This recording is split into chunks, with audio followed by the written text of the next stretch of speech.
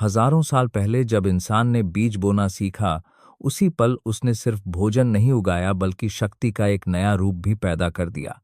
अब जीवन केवल शिकार और जीवित रहने तक सीमित नहीं था, बल्कि जमा करने और बचाने की होड़ शुरू हो चुकी थी।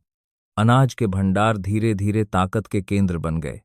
जिसके पास ज्यादा अनाज था, वही ज्यादा सुरक्षित था और वही दूसरों पर अधिकार जमा सकता था।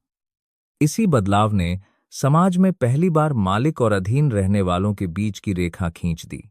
शिकारी समाज में झगड़े होते थे, लेकिन स्थायी युद्ध नहीं होते थे, क्योंकि वहां छीनने लायक कुछ जमा ही नहीं होता था। खेती ने जमीन दी, भंडार दिए और संपत्ति का विचार दिया। अब लड़ाई सिर्फ जान बचाने की नहीं रही, बल्कि जमीन और फसल पर कब्जे की होने लगी।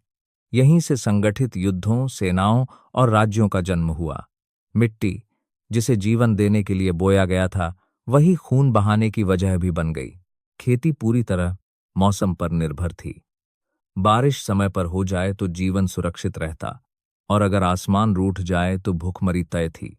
इसी डर ने इंसान को प्रकृति की शक्तियों के आगे झुकना सिखाया। बारिश, धरती और फसल के देवता गढ़े गए। पूजा, अनुष्ठान और मंदिर बने। धर्म केवल आस्था नहीं था, बल्कि अनिश्चित भविष्य से बचने का एक सहारा था। जैसे जैसे खेतों ने ज्यादा भोजन देना शुरू किया, वैसे वैसे आबादी बढ़ती चली गई। गांव फैलने लगे और लोग एक दूसरे के ओर करीब रहने लगे। लेकिन जमीन सीमित थी। कुछ परिवारों के पास खेत और भंडार थे, जबकि कई लोगों के पास केवल अपनी मेहनत बची थी। यहीं से असमानता, गरीबी और अमीरी की दीवारें खड़ी होने लगीं। खेती ने इंसान को स्थायित्व दिया, लेकिन उसकी कीमत भी वसूली। अब जीवन पहले से ज्यादा सुरक्षित था, मगर पहले से ज्यादा कठिन भी। सुबह से शाम तक खेतों में मेहनत, मौसम का डर और फसल नष्ट होने की चिंता एक किसान की स्थायी साथी बन गई। इंसान प्रकृति